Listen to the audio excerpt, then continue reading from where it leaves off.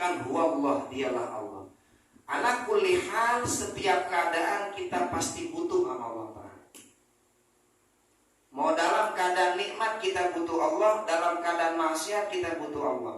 Dalam keadaan taat kita butuh Allah, dalam keadaan maksiat kita butuh, dalam keadaan maksiat kita butuh Allah. Dalam keadaan nikmat butuh Allah, dalam keadaan musibah kita butuh Allah Ta'ala. Semua manusia nggak lepas dari 4 keadaan ini, saudara. 1, taat. 2, nikmat. 3, musibah. 4, maksiat. Nggak bisa lepas. Taat, nggak bisa lepas kita. Kalau nggak lagi taat, ya lagi maksiat. Yang kedua, yang ketiga, keempat, maksiat, musibah sama nikmat, nggak bisa lepas kita dari 4 keadaan. 4 keadaan ini kita nggak bisa lepas dan kita butuh kepada Allah Subhanahu wa Ta'ala. Paham nggak sampai sini? Baru berasa ya? Iya ya. Makanya saudara, ngaji tauhid mah ngenolin diri. Jangan sampai diri kita berangkat.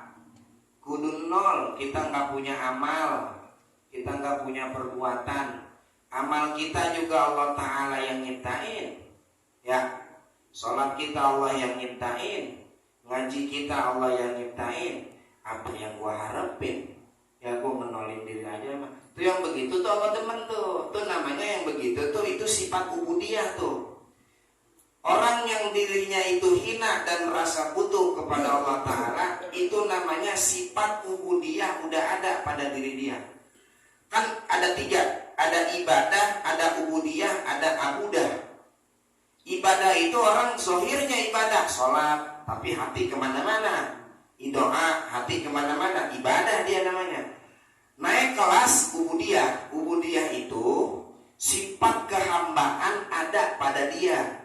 Apa itu sifat hamba? Sifat hamba adalah dhillah wal iftiqar, hina dan selalu butuh kepada Allah Ta'ala. Yang begini Allah demen.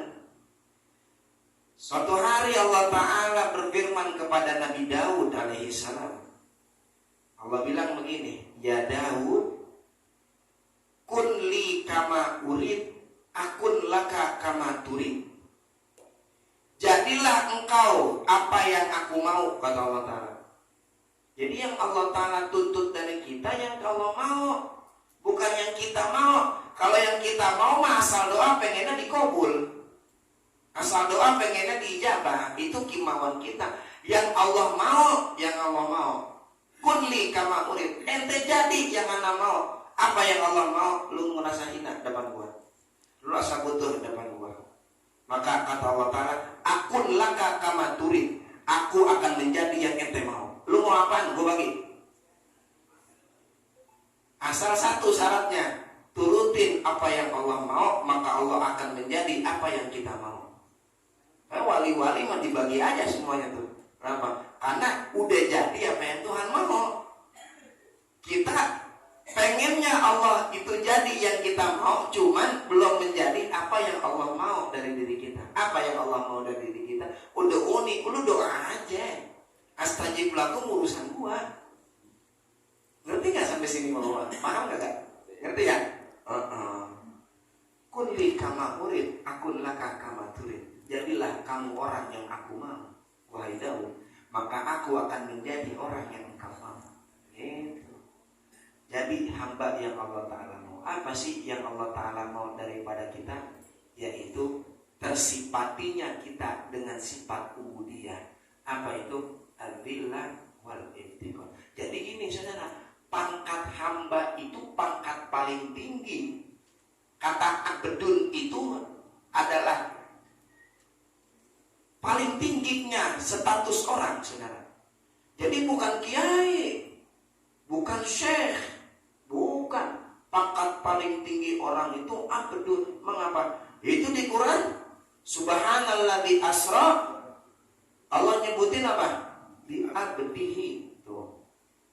Abdun yang Allah Ta'ala, bukan gini, subhanalladzi asra binabiyyihi, enggak. Subhanalladzi asra bi rasulihi, enggak. Allah nyatakan pakai abdun di situ. Kenapa? Karena abdun pangkat tertinggi seorang hamba. Tuh abdun tuh hamba maksudnya. Nah kita kan ngaku-ngaku doang hamba, cuman diri kita ada nggak sifat hamba? Ada sih hamba Allah Ta'ala. Apalagi kalau lagi ngamal, jangan ditulis namanya, tulis saja hamba Allah. Gaya banget hamba Allah. Hamba Allah, ada nggak tuh sifat hamba dalam dirinya? Paham kagak? Nah hamba Allah buka kurung, namanya juga disebut. Itu kalau bukan hamba Allah, mau ngapain hamba Allah? Paham kagak? Sama aja kok, hamba Allah 700.000, hamba Allah buka kurung Abdul Rahman. Mau ngapain hamba Allah di situ? Paham kagak? Allah madillah wal iftikar bang. Ada rasa menghina dan ada rasa iftikar. Jelas ya, kira-kira sampai sini ya. Nah berarti di saat kita doa saudara, saat kita ibadah, jangan tuntut maunya kita. Maka kata Imam Ibn Athaillah, la tutalib rabbaka bita'akhuri ata'ika matlabika walakin talib nafsaka bisu'i adabika. Jangan tuntut kau punya Tuhan sebab keterlambatan atau penangguhan permintaanmu. Jangan kau tuntut Allah Ta'ala, tapi tuntut dirimu untuk tidak su'ul adab kepada Allah Ta'ala. Memang bagaimana su'ul adab kepada Allah Ta'ala? Ada 3 su'ul adab saat minta. Yang pertama su'ul adab, berdoa dengan maksud diijabah, su'ul adab namanya. Udah songong. Doa maksudnya buat diijabah, su'ul adab namanya. Kenapa kok su'ul adab? Perkara baru nggak boleh ikut campur perkara yang lama. Perkara hadis nggak boleh nyampurin urusan yang kodim. Hadis itu kan kita, barang baru kita mah. Orang dulu nggak ada, sekarang ada, berarti kan baru. Nggak boleh ikut campur urusan yang kodim. Siapa yang kodim? Allah Ta'ala. Ya sekarang kalau RT ngikut campur urusan RW, sama apa kagak kira-kira? Hah? Bagaimana kira-kira? Hah? Songok, su'ul adab namanya saudara. Emang apa? Lah tinggian gua malu teh. Lu urusan lu mah di bawah gua, ini urusan gua, lu jadi ikut campur urusan gua. Kata Allah Ta'ala gitu juga. Jangan ikut campur urusan anak. Ijabah doa mah urusan anak. Gitu bagi siapa? Ngerti gak gitu kira-kira? Paham ya? Gitu, jangan ikut campur lo. Gitu. Su'ul adab namanya. Anak jangan ikut urusan orang tua dah. Ya, orang tua lagi berantem, bertengkar, diam-diam, masuk kamar. Ya, jangan tahu-tahuan urusan orang tua. Ya kadang-kadang kan orang tua kelepasan ya, namanya orang tua ya, pulang kerja capek ya. Kalau bisa pelosan sama bini, minta duit aja lagi tuh bini. Duit mulu. Kemarin baru buat gue bagi duit. Anak dengar, masuk. Itu kalau orang tua berantem tuh masuk. Jadi ikut campur urusan orang tua. Ikut campur urusan orang tua, songong namanya. Anak songong. Murid jangan ikut campur urusan guru. Jangan. Apa? Songong. Hamba jangan ikut campur urusan Allah. Songong, su'ul adab. Yang kedua, su'ul adab dalam berdoa, berkeyakinan bahwa Allah tidak mengijabah doanya. Wah, su'ul adab. Contohnya, capek gua doa udah setengah tahun kagak dikabul-kabul, kagak ijabah kali Allah doa gua. Tuh yakin namanya tuh beritikad. Oh, su'ul adab tuh namanya. Su'ul adab. Ya kan saudara? Nabi Ayub, kemarin saya ceritakan. Nabi Zakaria, Nabi Ayub, Rabbi anni masaniya durru wa anta arhamur rahimin. Ya Allah, saya ditimpa musibah, ini penyakit, ya. Bertahun-tahun tuh Nabi Ayub ngidap tuh penyakit, dijauhi sama orang-orang. Gimana gak sedih? Wa anta arhamur rahimin ya Allah. Tuh, ya, tetap aja doa sama Allah Ta'ala. Nabi Zakaria, walam akun bidu'aika Rabbi syakiyya. Selama anak doa minta anak, gak pernah anak kecewa, Allah belum ngabulin. Jangan pernah kecewa. Husnuzon sama Allah Ta'ala. Bisa jadi penundaan ijabah doamu, permintaanmu dari Allah Ta'ala merupakan pelatihan agar engkau bersifat ridho dan sabar. Kalau Allah nggak tunda, ente gimana mau belajar sabar? Kalau Allah nggak tunda, ente gimana mau belajar ridho dengan keputusan Allah Ta'ala? Makanya bisa jadi kita husnuzon, oh mungkin gua nggak dikabul-kabul, barangkali Allah lagi ngajarin kali gua biar ridho, gua biar sabar gitu. Jadi ada husnuzon sama Allah Ta'ala. Tuh hamba yang begitu tuh cakep tuh. Allah demen tuh yang begitu tuh. Yang ketiga, sangat melawan kepada Allah. Melawan. Allah ditantang sama dia dalam keputusan Allah dari ijabah doa. Melawan pada keputusan Allah dari ijabah doa. Ya Rob, anak kan mintanya mobil, ngapa jadi motor baginya? Boleh ngelawan namanya. Keputusan Allah, nggak bersyukur, melawan lagi. Melawan. Gitu saudara. Itu suladab namanya. Ya, jangan tuntut ente punya doa, tapi tuntut ente sul adab Allah Ta'ala. Nah gini nih maksud anak nih, saudara nih, perhatiin. Terakhir nih pembahasannya dari qiyamuhu binafsin. Kalau orang di dalam dirinya udah ada tillah wal iftikar, rasa hina dan rasa butuh, awas, maka dia sudah tersifati dengan sifat ubudiyah. Kalau ubudiyah berarti dia udah jadi hamba tuh. Jadi itu hamba tuh. Kalau dia udah jadi hamba, saudara, maka dia terikat hatinya dia dengan sifat rububiyah Allah Ta'ala. Jadi saat dia mengakui dirinya hina dan lemah, dia terikat dengan sifat rububiyahnya Allah Ta'ala. Apa? Allah yang mulia, Allah yang gak butuh sama anak. Itu namanya terikat. Orang kalau di hatinya udah ada begini nih, kontak begini nih sama Allah Ta'ala, maka akan turun anugerah Allah Ta'ala kepada dia. Inilah yang dikatakan innamas shadaqatu lil fuqara. Makna ibarat ayat itu, zakat itu diwajibkan dibagikan kepada fakir. Itu makna ibarat. Makna isyaratnya innamas shadaqatu, anugerah Allah Ta'ala lil fuqara, bagi orang yang butuh kepada Allah Ta'ala. Makna isyarat di situ ada, saudara. Ada makna ibarat, ada makna isyarat. Makna isyaratnya orang yang hina dan butuh Allah Ta'ala, maka nantikan, awas, tunggu, Allah Ta'ala akan berikan anugerah yang luar biasa. Fataktika al-mawahib ilahiyah wal fuyudat rabbaniyah wal asrarur rabbaniyah, turun semua mani orang jadi wali min auliyaillah. Jadi wali mah belum tentu ustaz, belum tentu kiai. Sejadi orang biasa jadi wali. Kenapa? Karena hatinya udah dillah wal iftiqar. Ustaz kiai belum tentu jadi wali, begitu. Orang biasa belum tentu nggak jadi wali juga. Jadi yang kita anggap gembel dia jadi wali, gitu. Paham nggak kira-kira nih? Siapa yang tahu ayat Quran sebelum surat Al-Isra? Ini orang Islam semua kan ya? Karena yang kalau orang Islam berarti kan yang dibaca ayat Quran, Quran kan yang dibaca kan? Ya. Kalau di Quran kan ada surah-surah tuh sebelum Al-Isra. An-Nahl ya? Surat An-Nahl sebelum Al-Isra tuh An-Nahl. Itu kan Al-Isra subhanalladzi asra kan bicara Isra kan? Rasulullah diisrakan kan? Isra Mi'raj itu. Itu ayat kan ada nyambungnya sama ayat terakhir An-Nahl itu. Jadi ada namanya kitab tuh saudara, Imam Jalaluddin Suyuti ngarang namanya Asraru Tartibil Quran, rahasia susunan Al-Quran. Jadi kenapa kok Al-Fatihah pertama, Baqarah kedua, seterusnya sampai An-Nas terakhir? Itu udah rahasianya. Enggak semata-mata Nabi Muhammad naruh ini Fatihah pertama, ini Baqarah. Itu Allah Ta'ala yang wahyu kepada Nabi Muhammad, Nabi yang nyusun.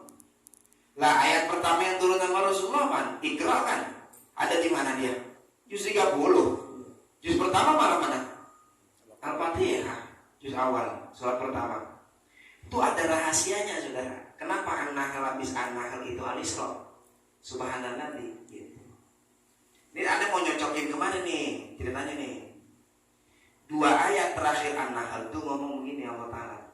Wasbir wa ma sabruka illa billah wa la tahzan alaihim wa la taku fi dhaikin mimma yaqulun innallaha ma'al ladzina taqaw wal ladzina hum muhsinun. Sabarlah wahai Muhammad, wa ma sabruka illa billah wa la tahzan alaihim, jangan sedih atas tindakan orang kafir. Wala taku fi dhaikin mimma yaqulun, jangan sampai hatimu menjadi sempit gara-gara mereka. Innallaha ma'al ladzina taqaw, Allah bersama orang-orang yang bertakwa, wal ladzina hum muhsinun, dan bersama orang-orang yang berbuat baik. Apa hubungannya ini ayat sampai subhanalladzi asra? Ada saudara. Apa hubungannya? Saat Rasulullah sebelum Isra Mi'raj, kan namanya tahun kesedihan tuh. Siapa yang wafat? Wah, ini sejarahnya bagaimana nih? Kan sebelum Rasulullah Isra kan wafat dua orang yang dicintai. Siapa dia? Siti Khadijah, istri beliau, dan paman beliau, yaitu Sayyidina Abu Thalib, meninggal dunia. Habis meninggal Rasulullah healing. Kemana? Ke kota Taif. Ngapain? Dakwah. Healingnya Rasulullah dakwah, saudara. Healingnya. Makanya kalau ustadz, kalau kiai itu healingnya tuh baca kitab. Sebelum paling sengsara jadi bini ustadz, jadi bini kiai. Paling kalau jadwalnya udah seminggu penuh udah. Ya udah kagak kebagian aja udah healing. Ya bang, puncak robang. Orang udah kagak bisa. Lu ngapa? Jadwal udah penuh ngajar. Ya udah penuh. Tapi pahalanya gede saudara. Ya kalau sesekali mah bisa. Ya sebab saudara, ustadz kiai itu healingnya kita. Healingnya kita. Rasulullah healingnya dakwah ke kota Taif. Nabi nyampe sono diapain? Dilempar batu, darah beliau, tawarin bantuan malaikat. Adbikuha, mau aneh hancurin nih kampung, aneh angkat di gunung. Kata Nabi, lah jangan, balartajil ubana. Rasulullah ditinggal dua orang yang dicintai. Rasulullah dakwah dilemparin. Itu Rasulullah lagi diajarin sama Allah Ta'ala biar ada zillah dan iftiqar di situ. Sebetulnya nggak pakai diajarin, Rasulullah dan dilawal iftiqar ada, cuman ngajarin umatnya. Nih, aneh kasih tahu, Nabi aneh aja aneh bikin begini, musibah aneh kasih dua orang yang dia meninggal, dia dakwah nggak diterima, Nabi aneh bikin begini. Tapi Rasulullah sabar, saudara. Sebab sabarnya beliau itu, maka masuk subhanalladzi asra, datang anugerah Allah Ta'ala, Isra Mi'raj, naik ke Allah Ta'ala. Jelas kagak? Saat Rasulullah hijrah ke kota Madinah, kan Nabi kan datang ke kota Madinah sama siapa? Abu Bakar ya? Kan sahabat tuh pada duluan tuh. Abu Bakar diajak. Kan naik onta tuh kan saudara. Ya naik onta. Padahal kan sebelumnya kan udah Isra. Kalau Nabi minta sama Allah Ta'ala biar diturunin buruk, bisa nggak? Bisa. Ya Allah turunin buruk, ya Allah capek jalan dari Mekah ke Madinah, bisa nggak? Bisa. Kok Nabi nggak mintakan itu? Tapi Nabi malah memilih onta, jalan kaki bersama Abu Bakar. Sebab Nabi sedang mendidik Abu Bakar untuk menjadi dhillah wal iftiqar. Nabi lagi didik sahabatnya Abu Bakar. Ente ntar anak wafat, ente gantiin anak. Makanya Abu Bakar jadi khalifah pertama. Karena lulus dia dididik sama Nabi. Lulus dididik sama Nabi. Abu Bakar kan jalan tuh, ya Allah dari Mekah ke Madinah yang udah pernah ke sono kan jauh banget. Naik mobil aja kan 5 jam, tuh jalanan sono. Naik mobil 5 jam. Bagaimana jalan kaki? Zaman dulu saudara, padang pasir, gersang, panas. Abu Bakar nemenin Nabi. Nabi lagi ngajarin Abu Bakar, lu biar ada rasa lillah dan iftiqar ya Abu Bakar. Tuh. Masuk gua Hira, dikejar orang-orang kafir Quraisy. Berdua di situ. Ular gigit kaki Abu Bakar. Kan ditutup pintu gua-guanya, ditutup, digigit. Itu gimana nggak musibah buat Abu Bakar? Hah? Tapi la tahzan, innallaha ma'ana. Oh. Jangan kau sedih. Sungguhnya Allah bersama kami. Gitu saudara. Makanya lulus dia jadi sahabat. Jadi khalifah pertama. Tuh Abu Bakar. Kayaknya ada beberapa orang murid yang diajarkan dhillah dan iftiqar sama gurunya. Lempengan begitu jangan kabur. Gua ngikut guru gua jadi susah nih gua nih. Jangan. Mengapa? Itu tanda guru ente sedang mendidik ente jadi zillah dan iftiqar. Umar bin Abdurrahman Al-Attas 3 hari nggak makan, 3 hari nggak makan, saudara. Murid yang ikut siapa? Syekh Ali bin Abdullah Baros. Tanya, ente udah makan li? Belum. Kan guru nggak makan juga. Oh, itu namanya dididik. Muridnya nggak makan juga, saudara. Tapi sepeninggal Habib Umar bin Abdurrahman Al-Attas, Syekh Ali bin Abdullah Baros sebelum beliau wafat tuh, Habib Umar wafat, diludahin. Buka mulut ente li. Suruh baca kitab, saudara. Ali bin Abdullah Baros cuma nentengin sendal gurunya doang. Lagi ngaji mah dia di luar, kagak ngaji. Cuma nentengin sendal gurunya doang. Suruh baca kitab, kata Syekh Ali Baros, ya guru, saya kan kagak ngaji, gimana mau baca? Jangan pakai ngata, udah bawa itu kitab. Mana? Bidayatul Hidayah. Ambil kitabnya Imam Ghazali, saudara. Diambil, baca mukaddimahnya. Makanya kitab Bidayatul Hidayah tuh cara orang mau jadi wali. Orang mau jadi wali, amalin yang ada di Bidayatul Hidayah. Saya ajar di malam Sabtu di Arafah. Kalau mau jadi wali, ya cuman kayaknya makan rasa-rasanya jauh banget ini. Ya, ngomong wali murid aja saat iya jadi wali murid aja udah. Kalau jadi wali, semua yang di Bidayatul Hidayah diamalin, ya diamalin. Bab 1 hilang, nggak wali udah, nggak sah jadi wali. Dah, baca, lah tiba-tiba gue bisa baca ini. Bukan di mana doang dibaca, saudara. Dah, tutup. Sekarang ente udah transfer ilmu. Buka mulut, bukan, ludahin, cuy. Gitu. Meludahin orang soleh, bukan kayak kita. Kayak begitu kok. Jorok namanya. Apa enggak? Mau gitu-gitu, jangan. Cuy. Udah, ini ngalah Umar, jadi nih, Syekh Baros. Mengapa, saudara? Itu didikan gurunya namanya. Tidak ada orang yang dididik lewat ngaji begini, lewat kitab. Ada orang dididik lewat perilaku gurunya. Nah, yang mahal yang lewat perilaku. Kalau begini mah biasa.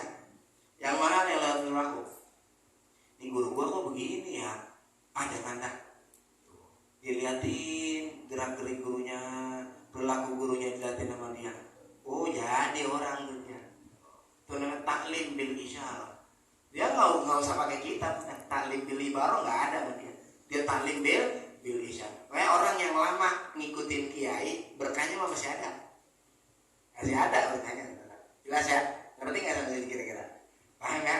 Tudilah iftikor namanya. Ada turun tuh sama Abu Bakar Siddiq radhiyallahu taala anhu wa arda. Jadi gini, terakhir saudara. Saudara kenal kagak sama yang namanya, kalau ini jajan politik dah, sama Habib Umar bin Hafiz. Kenal ya? Tahu kali ya? Kalau kenal mah belum kali. Kalau kenalan di mana emang? Maka nggak paling balik. Habib Umar bin Hafiz, saudara. Tahu ya? Kalau umpama nomor HP saudara disimpan sama Habib Umar. Pas lagi buka WA, statusnya nongol. Berarti kan nomor kita disimpan sama dia ya? Kalau di WA kan? Itu kira-kira perasaan saudara senang apa sedih apa biasa aja? Hah?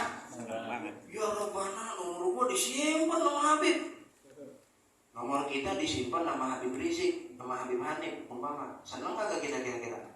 Ya Allah, sekelas gua orang Jati Padang disimpan sama orang begini ya. Girang banget. Itu tuh dekat begitu aja tuh, nggak dibagi, girang kita, saudara. Kalau kita dekat orang hebat kagak dibagi, girangnya luar biasa. Maka orang yang ahlullah, orang yang kenal Allah Ta'ala, dia doa, dia dapat Allah Ta'ala, girang. Kenapa? Karena udah dapat Allah Ta'ala. Gak perlu dibagi, urusan belakangan ya Rob. Gak apa-apa, gak dibagi, yang penting ada dekat dengan kau tuh namanya. Paham kagak? Selesai perang, dapat harta rampasan, kaum Ansor gak dibagi rampasan sama Rasulullah. Sehingga orang-orang Ansor pada bisik-bisikan satu sama lain, Nabi gimana nih kita nggak dapat harta rampasan perang kita. Iya Nabi gimana? Bisik-bisik saudara. Hingga ini makalah, ini ucapan nyampe ke telinga Nabi. Nabi kumpulin tuh orang-orang Ansor. Nabi kumpulin di suatu lembah, Nabi diri, Nabi khutbah. Ya ma'syaral Ansor, orang-orang Ansor. Nabi khutbah saudara. Ada satu ucapan sampai ke telinga anak. Ente ngomong begini. Kata Nabi ngomong gini. Awas dengerin nih. Ama tardawna ya ma'syaral Ansor ayyarji'an nasu ila rihalihim bisyati wal ba'ir wa antum tarji'una ila buyutikum bi Rasulillah. Ente ngarepin harta rampasan, emang gak cukup? Orang-orang pada pulang ke rumahnya bawa ontak, bawa kambing, harta rampasan perang. Tapi ente semua pulang ke rumah kalian dengan Rasulullah.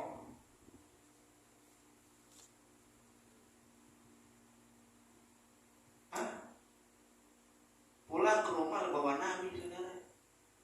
Aman tarotuna. Enggak ente enggak redo maulid kagak dapat berkah. Wa antum tarji'una ila buyutikum bi Rasulillah. Kalian pulang ke rumah tapi bawa Nabi Muhammad sallallahu alaihi wasallam. Jelas kagak kira-kira saudara?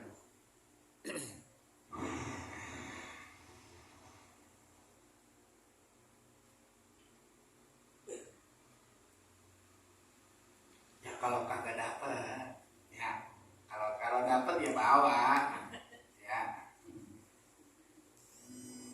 Kalau dapet mah bawa, kalau kagak mah jangan dongkol. Mengapa jangan dongkol? Lu pulang nggak bawa Nabi, gitu. Tarjiuna antum bi Rasulillah, gitu. Udah kalau udah tadi dekat sama Habib Umar aja senangnya bagaimana? Bagaimana sekarang kalau kita dekat sama Rasulullah tuh? Paham kagak kira-kira? Ya biarin dah, gue mah kagak dapet tempengan Garuda tuh. Yang penting pulang bawa Nabi gitu. Ya, bawa Rasulullah. Apa bawa Rasulullah maksudnya? Hidupin sunnahnya di rumah tuh. Yang dapat ceramah tadi di Maulid tuh, dapat ceramah dari Maulid, bawa ke rumah ajarin ke itu namanya bawa Nabi saudara. Gitu. Kayak lagi Maulid mah jangan ngomongin politik. Ngomongin Nabi, biar orang pulang bawa nabinya, Nabi Muhammad sallallahu alaihi wasallam. Wallahu a'lam. Dikit ya, makanya sepotong doang tuh sebaris.